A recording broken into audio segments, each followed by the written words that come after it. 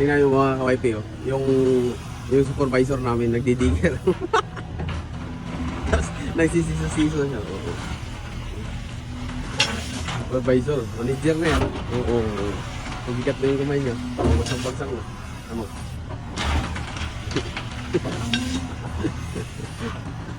Yo! Dito kami ngayon sa Zone 4. Tapos dyan lang yung bahay namin oh. Dyan na lang oh. Malapit na. Ito yung kagandahan pag nandito na kami mga sa banda. Malapit na yung bahay. Kahit mag-CR ka pwede. Runabout yun dyan oh. Runabout yun dyan mga wife. Woodville na yan, Woodville. Oh, tingnan mo kami oh. Tayo lang.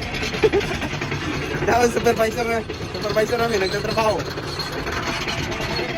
Nag-ooperate.